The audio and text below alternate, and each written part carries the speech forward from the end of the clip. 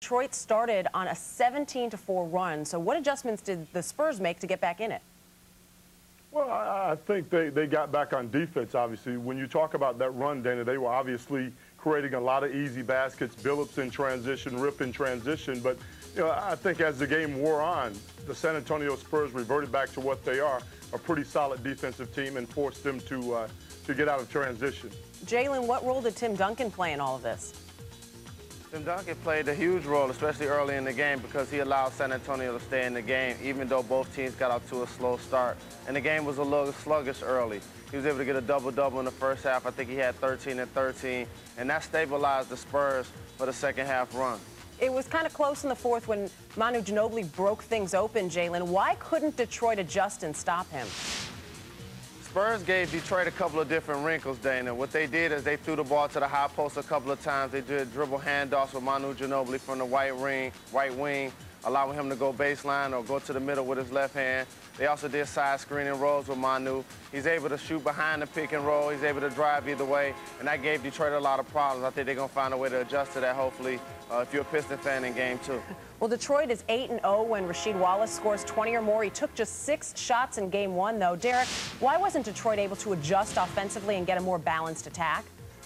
You know, for whatever reason, Dana, in certain situations, certain games, we saw it in the Miami series as well, Rasheed Wallace tends to drift. He tends to pay more attention to the officiating and other things that are going on with the basketball game, opposed to focusing in on the game itself. And I think it's important for Coach Brown to really make a conscious effort to get him the basketball early in the game, get him off early, get his confidence going, and you'll see a better Rasheed. I mean, if you're 8-0 when a guy scores 20 or more points, I think you have to make a conscious effort in involving this guy, and he has to be more focused as a player.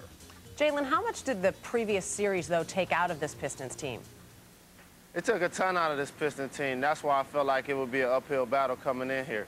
When you play against Indiana, that was a grueling matchup. They talk about the brawl. That took a lot out of the team mentally. Then you go against the Miami Heat. You got to deal with Dwayne Wade and Shaquille O'Neal. Now you're coming to the NBA Finals. You don't have home court. You got to deal with Ginobili, Parker, and Tim Duncan.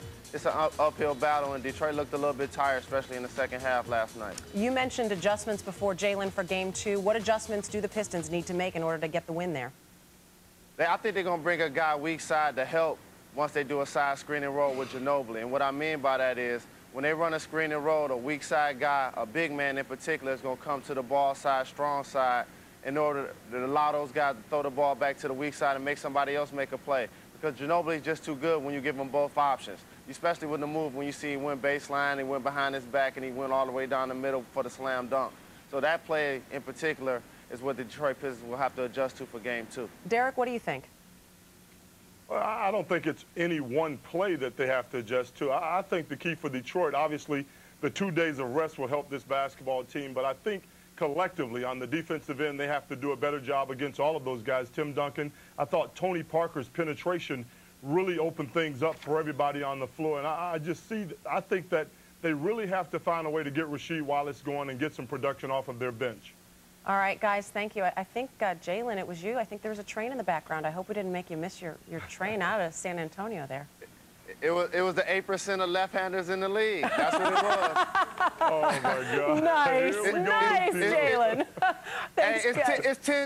It's 10 teams in the NBA that do not have a left-hand player. Indiana and Miami are 2 of them. Detroit had to get used to facing a lefty. Beautiful. Thanks a lot for that, Jalen. Beautiful. We needed to know that.